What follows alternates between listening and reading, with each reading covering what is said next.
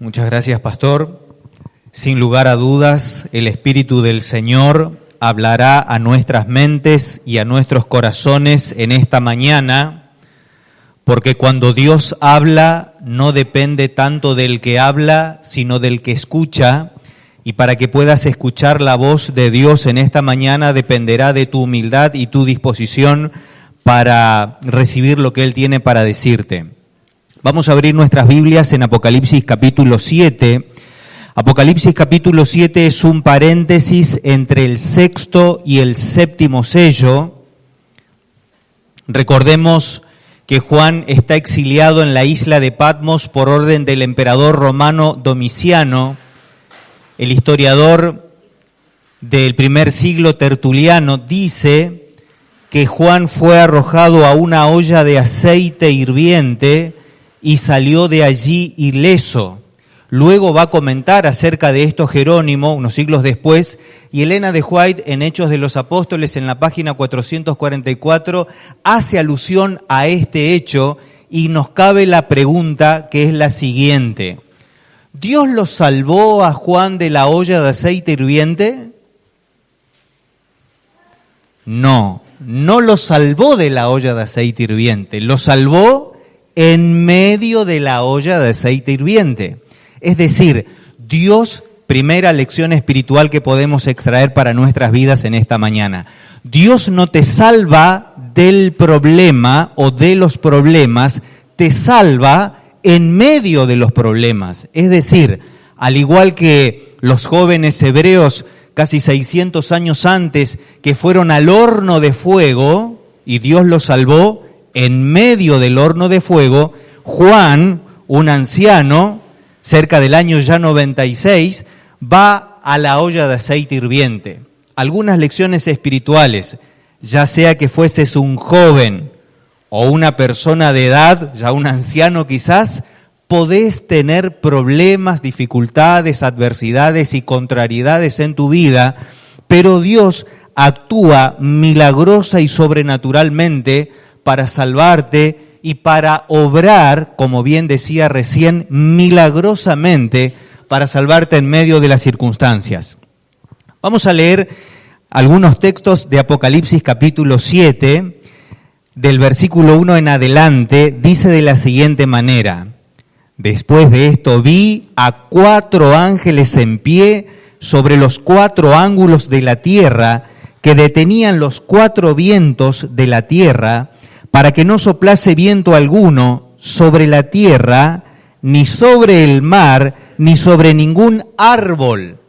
Bueno, yo voy a tener que resumir y contarles lo que la simbología bíblica apocalíptica nos quiere decir en función del tiempo. Pero si alguno quiere profundizar, podemos coordinar y yo le paso los textos paralelos de los otros versículos que van a respaldar lo que digo para simplemente decirlo y poder avanzar en la explicación. Se entiende que en la profecía bíblica apocalíptica los vientos significan calamidades, conflictos y contiendas. Aquí los ángeles detienen los vientos para que no sople sobre la tierra, sobre el mar, ni sobre ningún árbol. Se entiende que la tierra y el mar se refiere a todo el mundo, ¿sí? Las aguas que has visto donde la ramera se sienta son pueblos, naciones, muchedumbres y lenguas, va a decir Apocalipsis capítulo 17. Pero me quiero detener en el concepto de ningún árbol.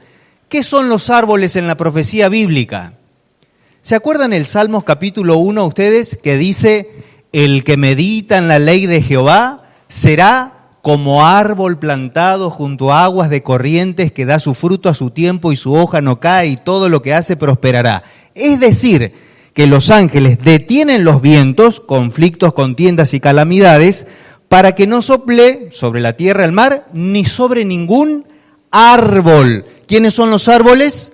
Los hijos de Dios, porque fíjense ustedes el versículo 2, lo que dice: vi también a otro ángel que subía de donde sale el sol y tenía el sello del Dios vivo y clamó a gran voz a los 4 ángeles a quienes se le había dado el poder de hacer daño a la tierra y al mar, diciendo, dice el versículo 3, no hagáis daño a la tierra, ni al mar, ni a quienes, ni a los árboles, es decir, a los hijos de Dios, hasta que hayamos sellado en sus frentes a los siervos de nuestro Dios. Acá aclara el texto de Apocalipsis capítulo 7, que no soplan los vientos sobre la tierra, sobre el mar, ni sobre ningún árbol, hasta que hayan sellado en la frente de los árboles. Aquí se sobreentiende que son los hijos de Dios, porque el mismo texto lo dice, para que reciban ¿qué cosa? El sello de Dios. Ahora, pregunta, ¿cuál es el sello de Dios? ¿Cómo podemos recibir el sello de Dios? Esta es la única ocasión en la que vamos a ir a otra parte de la Biblia. Vamos a marcar Apocalipsis capítulo número 7 y vamos a ir a Efesios capítulo número 1. Vamos a ver qué nos dice. Dice la palabra del Señor de la siguiente manera: en Él también vosotros, habiendo oído la palabra de verdad, el evangelio de vuestra salvación, y habiendo creído en Él, fuisteis ¿qué cosa? Sellados, ¿con qué? Con el Espíritu Santo de la promesa. Vamos a un texto más de ahí de Efesios, capítulo 4, versículo 30, por ejemplo. Dice así, Efesios capítulo 4, versículo 30, y no contristéis al Espíritu Santo de Dios, con el cual, ¿qué cosa? Fuisteis sellados para el día de la redención. Pablo dice que el sello de Dios es ¿qué cosa? El Espíritu Santo. Ahora, yo voy a hacer un paréntesis cortito, voy a aclarar. Elena de White nos dice que hay una marca interna, que es el Espíritu Santo, y una marca externa, que es el día sábado. No vamos a poner en discusión, pero yo quiero reforzar el concepto de la marca interna según Elena de White, que dice que también es el Espíritu Santo. ¿Está bien? Entonces, repasemos para que entendamos en nuestras mentes. Dice Apocalipsis capítulo 7, no hagáis daño a la tierra, ni al mar, ni a ningún árbol, hasta que hayamos sellado en sus frentes a los siervos de nuestro Dios. Van a tener que sellar a los árboles. ¿Quiénes son los árboles? Los hijos de Dios, con el sello de Dios. ¿Cuál es el sello de Dios según San Pablo? El Espíritu Santo. ¿Está bien?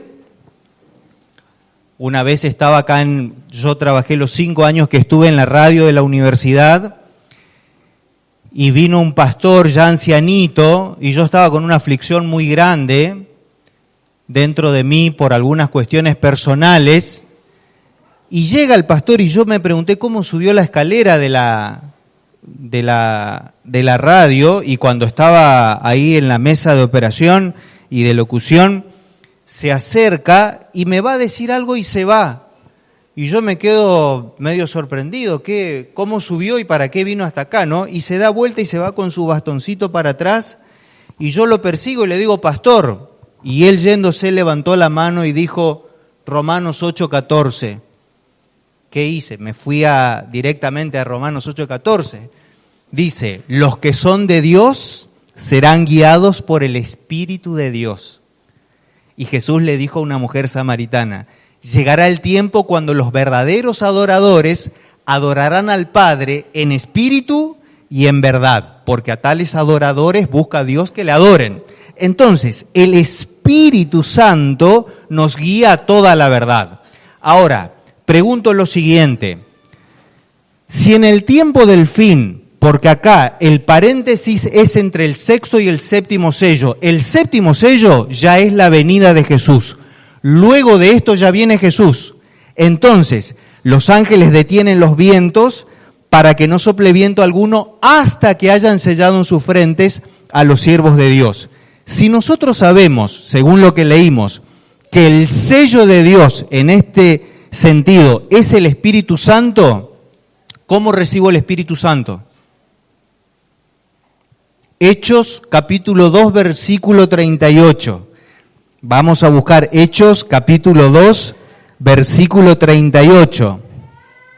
¿Qué dice el libro de Hechos en el capítulo 2, versículo 38? Hechos capítulo 2, versículo 38, dice así: Pedro les dijo, arrepentíos y bautícese cada uno de vosotros en el nombre de Jesucristo para perdón de vuestros pecados y recibiréis, ¿qué cosa?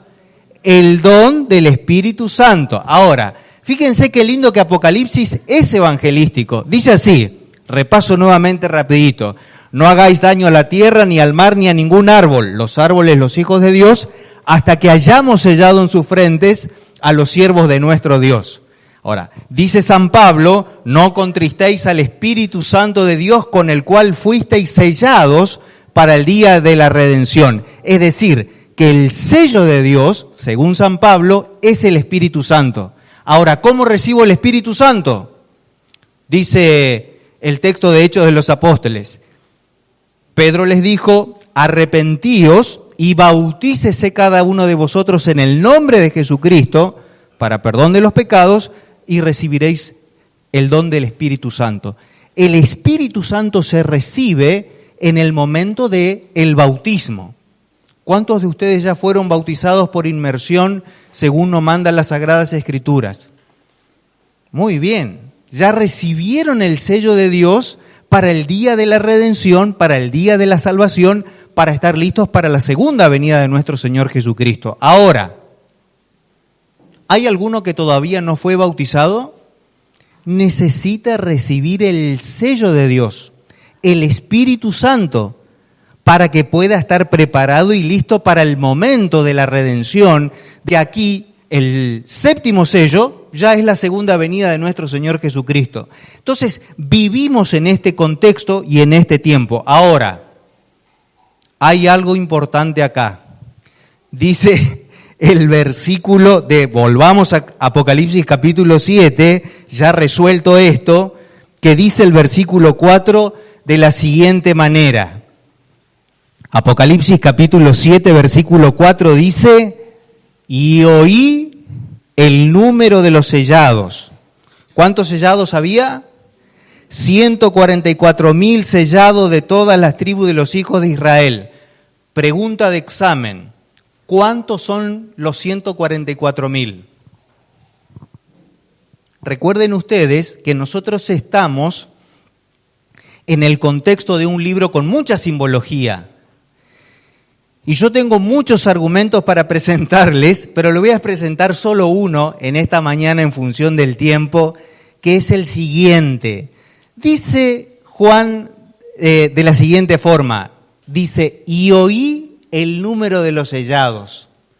Él escuchó el número de los sellados. Es la tercera vez que va a aparecer en Apocalipsis este concepto.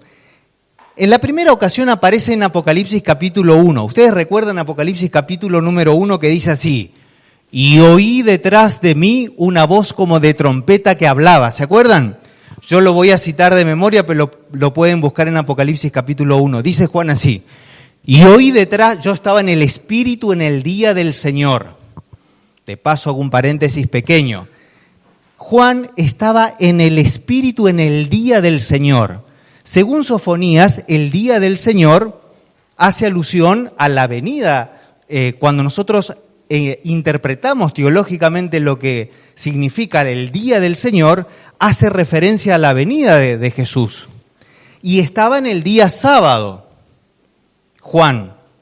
Cuando nosotros vemos el contexto y analizamos el idioma original, sabemos que era un día sábado que estaba en el día del Señor. Según Jacques Duncan, se nos dice que el día del Señor, en ese caso de Apocalipsis capítulo 1, versículo 10, tiene una doble acepción. No solo el día del Señor del sábado, sino en el día del Señor viendo una revelación acerca de la venida de Jesús. Porque el versículo 7 del capítulo 1 va a decir, he aquí que viene con las nubes y todo ojo le verá. Hace alusión a la venida del Señor. Dice Jacques Duncan en su libro Revelaciones del Apocalipsis, bien podría ser que Jesús venga un día sábado. Lo deja entrever, pero yo lo tomo desde la perspectiva espiritual, que siempre el sábado está con nosotros el Señor y su Espíritu también entre nosotros en su iglesia. Ahora, vuelvo a este concepto y cierro el paréntesis. Dice Juan, y oí detrás de mí una voz como de trompeta que hablaba. ¿Por qué escucha la voz? La voz que él oye está a sus espaldas. Escuchen esto porque es importante. Para la mente hebrea, para la mente judía, y ahora mírenme, lo que está delante es el pasado. Uno puede ver lo que ocurrió hace 2 horas atrás, 2 años atrás, 20 años atrás o 2000 años atrás. Es decir, uno ve lo que está en el pasado y uno camina de espaldas hacia el futuro. Para la mente hebrea, uno camina de espaldas hacia el futuro porque no puede ver lo que hay en el futuro. Entonces, San Juan dice, el apóstol dice, y oí detrás de mí, y dice el texto, y me volví para ver la voz que hablaba conmigo, y eso es el Apocalipsis. Cuando Juan se da vuelta, se descorre el velo que lo separa del futuro, y eso es Apocalipsis, descorrer el velo que nos separa del futuro. Y me volví para ver la voz que hablaba conmigo, y dice Juan, y vuelto vi 7 candeleros de oro, y en medio de los 7 candeleros a uno semejante al Hijo del Hombre que tenía sus pies como bronce bruñido, su rostro como el sol cuando resplandece en toda su fuerza. De su boca salía una espada aguda como de 2 filos. Tenía como un cinto de oro y en su diestra tenía 7 estrellas. Cuando le vi, dice Juan, caí como muerto, pero él puso su diestra sobre mi hombro y me dijo, no temas. Yo soy el primero y el último, el que estuve muerto, mas he aquí que vivo por los siglos de los siglos y tengo las llaves de la muerte y del Hades. Escribe a las 7 iglesias que están en Asia, a Éfeso, Esmirna, Pérgamo, Tiatira, Sardis, Filadelfia y Laodicea. Tremenda declaración del apóstol. Pero yo quiero rescatar esto. Juan oye una voz, pero cuando se da vuelta, lo primero que ve es a Jesús glorificado en medio de los 7 candeleros, y el último versículo del capítulo 1 de Apocalipsis va a decir, el misterio de los 7 candeleros son las 7 iglesias, y el misterio de las estrellas que viste en mi diestra son los ángeles de las iglesias. Es decir, Jesús aparece en medio de sus iglesias, de la iglesia, y con sus miembros en su diestra. Y aunque él cae como muerto, él lo levanta. Muchas lecciones espirituales podría rescatar de acá, pero vamos a avanzar. Entonces, Juan oye, pero cuando ve algo más extraordinario todavía. Y ocurre esto en el capítulo número 7. Dice, y oí el número de los sellados, 144.000 sellados de todas las tribus de los hijos de Israel. Pero el versículo 9 dice lo siguiente. Hermoso el versículo 9, dice, después de esto miré, y aquí una gran multitud, la cual nadie podía contar, de todas las naciones y tribus y lenguas y pueblos que estaban delante del trono y en la presencia del Cordero, vestidos de ropas blancas y con palmas en sus manos. Ahora, perciban ustedes, en el capítulo 7, versículo 4, dice, y oí el número de los sellados, como en el capítulo 1. Pero cuando Juan se da vuelta y ve, ¿qué ve? Una gran multitud la cual nadie puede contar, de todas las naciones y tribus y lenguas y pueblos. ¿Cuántos son los 144.000? Una gran multitud que nadie puede contar, de todas las naciones y tribus y lenguas y pueblos que están delante del trono y en la presencia del Cordero. Entonces, el mismo capítulo nos aclara acerca de esto. Es decir, estos son los que fueron sellados. Ya va a decir Hans Larrondel en Profecías del Tiempo del Fin una prolepsis, va a anticipar acá en el capítulo 7 lo que va a desarrollar en el capítulo 21 y 22 del libro de Apocalipsis. Y concluyo, luego de estas lecciones espirituales y ya en el cielo. Apocalipsis capítulo 7 está dividido en 2 grandes secciones. La iglesia militante en la primera sección, la iglesia de la tierra, y la iglesia triunfante, ya en el cielo, adorando al Señor. Por eso el versículo 10 en adelante dice, y clamaban a gran voz, diciendo, la salvación pertenece a nuestro Dios que está sentado en el trono y al Cordero, y todos los ángeles estaban en pie alrededor del trono, y de los ancianos y de los 4 seres vivientes, y se postraron sobre sus rostros delante del trono, y adoraron a Dios diciendo, amén. La bendición, la gloria y la sabiduría y la acción de gracias y la honra y el poder y la fortaleza sean a nuestro Dios por los siglos de los siglos. y concluyo con la última sección. Fíjense lo que dice a partir del versículo 13. Entonces, uno de los ancianos habló diciéndome, estos que están vestidos de ropas blancas, ¿quiénes son y de dónde han salido? Yo les dije, Señor, tú lo sabes. Y él me dijo, estos son los que han salido de la gran tribulación y han lavado sus ropas y las han emblanquecido en la sangre del Cordero.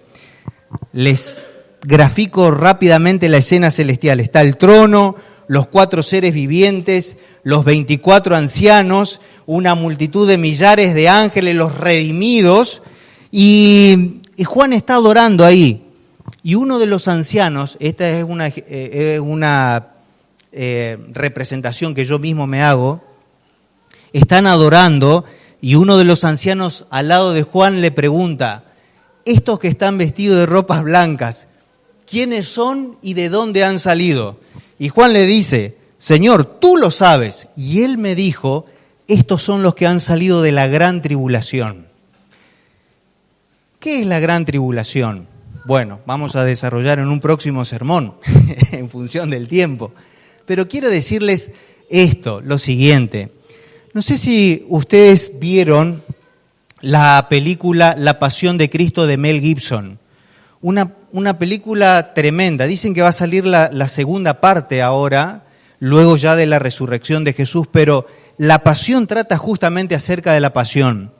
Y en la película La Pasión de Cristo, que todo el mundo fue a los cines y la vieron, traen a Jesús y lo amarran, lo atan para darles los azotes, ¿no?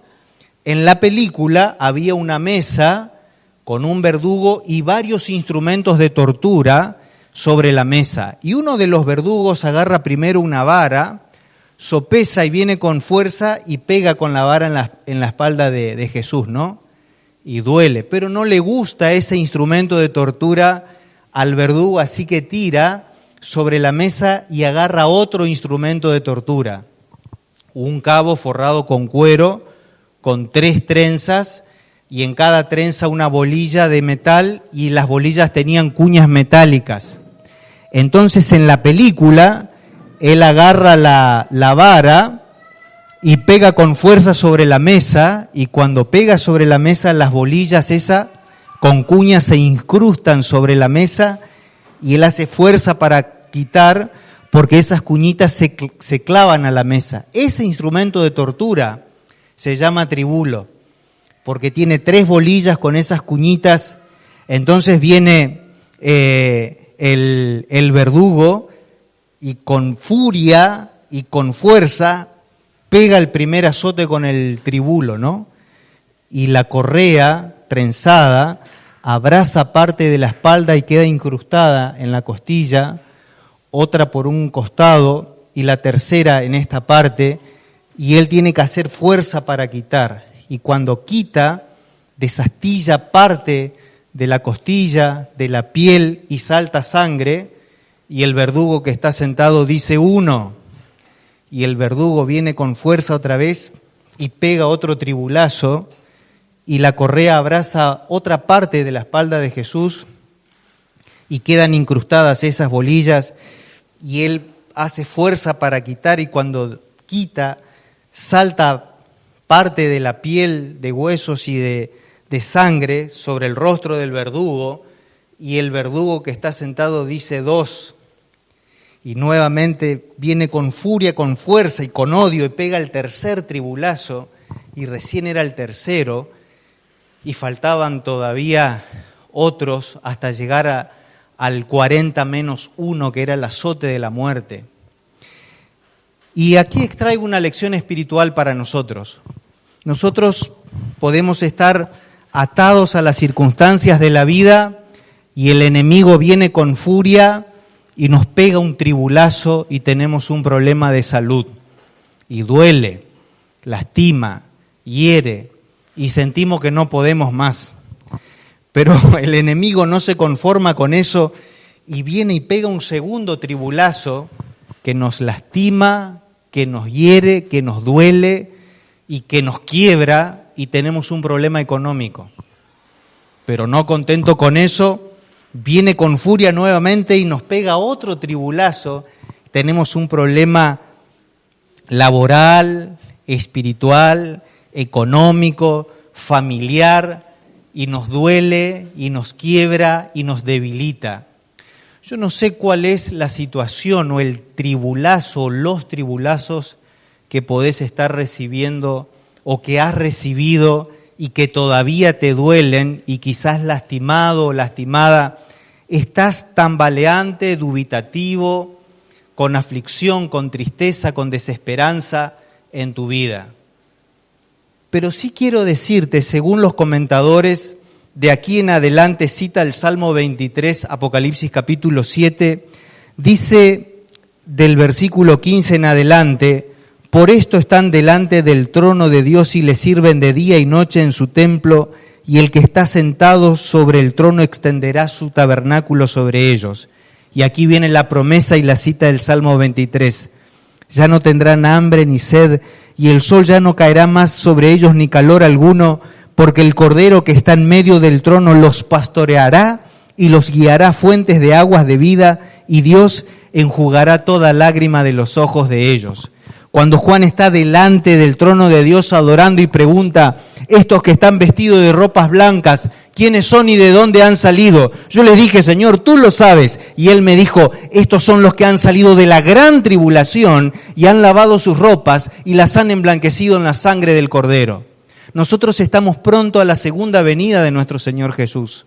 Y el Señor quiere que nosotros, no solo quiere protegernos y cuidarnos, sino que recibamos el sello, el Espíritu Santo, para que pronto, a través de estas grandes tribulaciones, dificultades, adversidades, contrariedades, complejidades que estamos atravesando en el camino de la vida, ya no estemos acá, sino que pronto podamos estar delante del trono de Dios y en la presencia del Cordero, vestido de ropas blancas y con palmas en las manos adorando, y el Señor enjugará toda lágrima de nuestros ojos.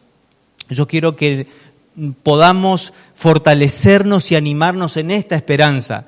Va a decir el mismo Juan en Apocalipsis capítulo 19, estas palabras son fieles y verdaderas de Dios. Esto no es mentira, no es un cuento, no es una fábula, no es una utopía. Esto es real, es verdadero, es auténtico, es genuino, es verdadero, es nuestra mayor esperanza. Por eso Tito capítulo 2 versículo 13 dice: aguardando la esperanza bienaventurada y la manifestación gloriosa de nuestro gran Dios y Salvador Jesucristo.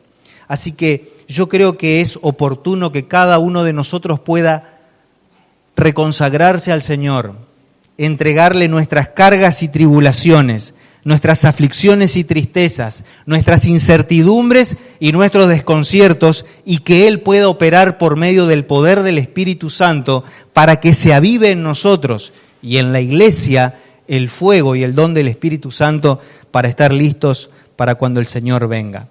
Vamos a ponernos de pie y vamos a cantar el último himno de nuestro culto de hoy, pensando en esta promesa que el Señor nos da, que es el himno 181. El himno 181, y luego de eso vamos a orar al Señor y que el Espíritu del Señor nos pueda fortalecer y reconsagrar en esta mañana. Una esperanza.